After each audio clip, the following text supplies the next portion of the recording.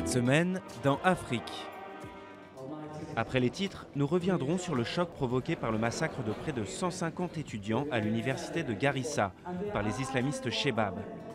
Puis cap sur l'Afrique du Sud, où des chercheurs testent une nouvelle méthode contraceptive pour éviter la surpopulation des éléphants. Et pour terminer, quelques notes d'un club de jazz mythique d'Addis Abeba.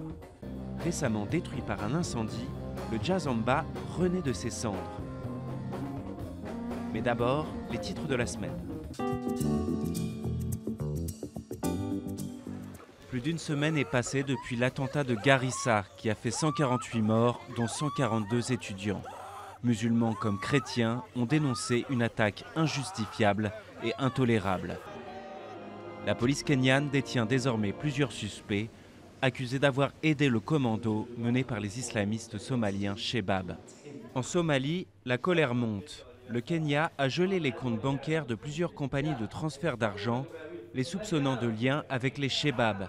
Mais cette mesure affecte aussi les plus démunis.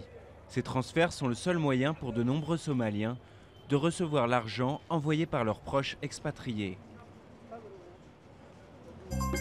Un otage néerlandais détenu au Mali a été libéré. Ce sont des soldats des forces spéciales françaises qui ont mené l'opération. Saak Riquet était aux mains d'Al-Qaïda au Maghreb islamique, au nord-est du Mali depuis plus de 3 ans. À Kinshasa, les autorités ont tenté de se justifier après la découverte d'une fosse commune dans l'est de la ville. Certains s'inquiètent de la présence éventuelle d'opposants politiques parmi les cadavres. On termine avec l'Afrique du Sud. La statue du colonisateur britannique Cecil Rhodes a été bannie de l'université du Cap, sous les acclamations de la foule. Pour les étudiants sud-africains, il s'agit d'un symbole d'oppression, mais la minorité blanche s'inquiète de voir disparaître ce témoignage du passé. Après l'attaque de l'université de Garissa perpétrée par les islamistes Chebab, les habitants de la ville et les étudiants réclament une réponse ferme du gouvernement kényan. Des tirs nourris, des gens qui courent dans tous les sens, dans la confusion la plus totale. Au terme d'un siège de plus de 16 heures à l'université de Garissa, 148 personnes ont trouvé la mort, en majorité des étudiants. L'attaque la plus meurtrière qu'a connue le Kenya depuis l'attentat contre l'ambassade américaine de Nairobi, perpétré par Al-Qaïda en 1998. Hélène Titus était étudiante à Garissa. Pendant l'attaque, elle s'est cachée dans le placard de sa chambre. Les islamistes somaliens l'ont découverte et emmenée dans leur réfectoire avec d'autres. Les Chebab nous ont dit « le Coran ne nous autorise pas à tuer les femmes ». Alors ils ont pris leurs armes et ont commencé à tirer sur les hommes. Nous avons toutes vu ce qui se passait et nous étions très choqués. Avant cela, je n'avais jamais vu quelqu'un se faire tuer. Ils ont tiré sur les hommes, les uns après les autres. Les islamistes Chebab ont déjà commis plusieurs attentats au Kenya, mais aussi en Ouganda, en représailles à la guerre menée contre eux par l'armée kenyane en Somalie depuis 2011. En 2013, un commando islamiste affilié au Chebab somalien a attaqué le centre commercial Westgate de Nairobi, faisant 67 victimes. Peu après l'attaque de Garissa, les Chebab ont menacé le Kenya d'un nouveau bain de sang. À Garissa, les habitants ont manifesté au lendemain de l'attaque pour demander des explications sur les failles des forces de sécurité et exhorter le président Kenyatta à agir. Comment ces gens sont arrivés jusqu'ici? Comment sont-ils rentrés dans l'université? Nous sommes en droit de nous poser ces questions.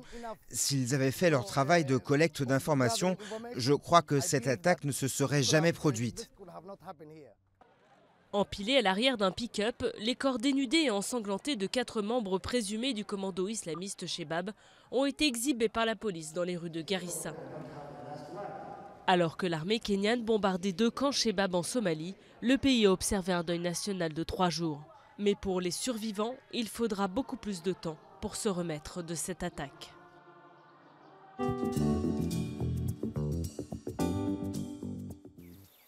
Quand partout ailleurs en Afrique on se bat pour sauver les éléphants des braconniers, l'Afrique du Sud doit faire face à une surpopulation de pachydermes. Ceinturés par des barrières, l'essentiel des réserves sud-africaines sont de petite taille. Les éléphants, qui dévorent plus de 200 kg de végétation par jour, doublent naturellement leur population tous les 15 ans et finiront par bouleverser cet écosystème. Alors ici, on a pris des mesures radicales. Dans ce fusil, non pas des balles, mais des fléchettes pour administrer aux 22 femelles adultes de la réserve un vaccin anti-conception. Mais encore faut-il arriver à atteindre les animaux.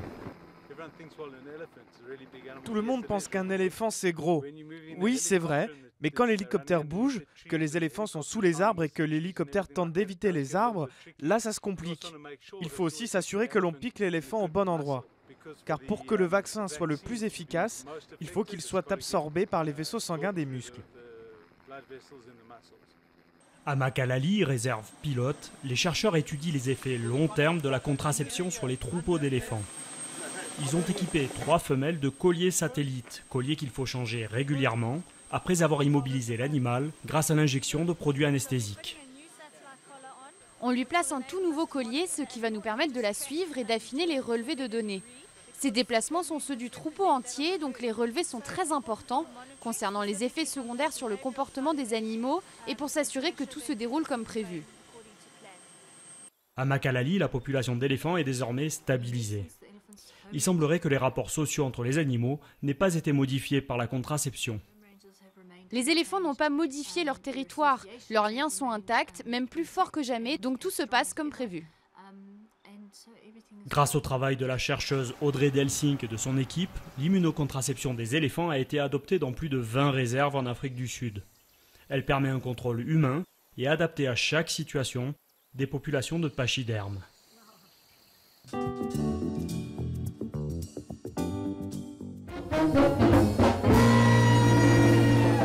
De Djazamba, ce club d'Addis Abeba, temple du jazz éthiopien, il ne reste qu'un amas de fer tordu et de cendres. Dévastée par un incendie en janvier, la scène musicale locale est en plein désarroi. Les musiciens ont perdu bien plus qu'une scène. Missal Leges est percussionniste, c'est un habitué des lieux. C'est un désastre. C'était ici. Et puis c'était une source de revenus pour moi. Je jouais au Djazamba toutes les semaines, 3 jours par semaine. Ça me rapportait beaucoup d'argent.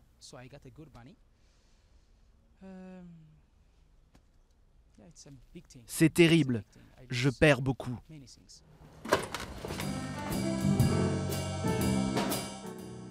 Le Djazamba était géré par des musiciens pour des musiciens. Les propriétaires avaient aussi une école de musique et le club permettait aux étudiants de jouer devant un public, parfois pour la première fois.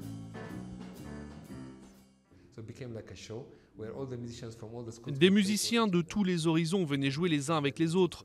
Nous avions jusqu'à 300 ou 400 personnes qui se serraient dans la salle. Cela a vraiment contribué à créer un mouvement et puis cet accident est arrivé. L'Ethio Jazz a vu le jour dans la fin des années 60, début des années 70. Malgré le regain de popularité de cette musique, seuls quelques lieux à Addis proposent des concerts. Depuis l'incendie, les musiciens ont trouvé refuge au Mama's Kitchen, un nouveau restaurant de la ville qui propose plusieurs concerts par semaine. Oui, c'est vrai, nous avons perdu un lieu de jazz très précieux situé à un endroit historique. Mais je pense que la scène musicale à Addis est bien plus importante que cela. Ce n'est pas seulement lié à Djazamba, donc je suis assez optimiste. La scène musicale va continuer et nous ferons aussi beaucoup plus de collaborations avec d'autres clubs. Et nous sommes optimistes, nous allons reconstruire Djazamba et nous allons continuer.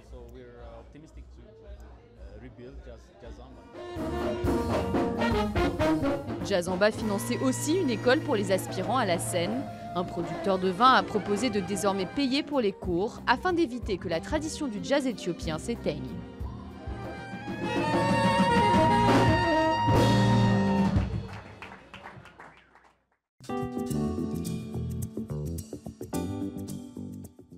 Vous ne rêvez pas, les carrefours de Kinshasa sont désormais surveillés par ces drôles d'agents de la circulation.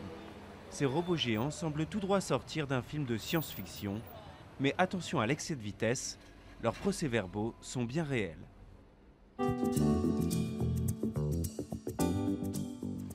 Ne manquez pas la prochaine édition d'Afrique. Nous explorerons les mines d'or qui ont changé le destin des habitants d'un village de Côte d'Ivoire.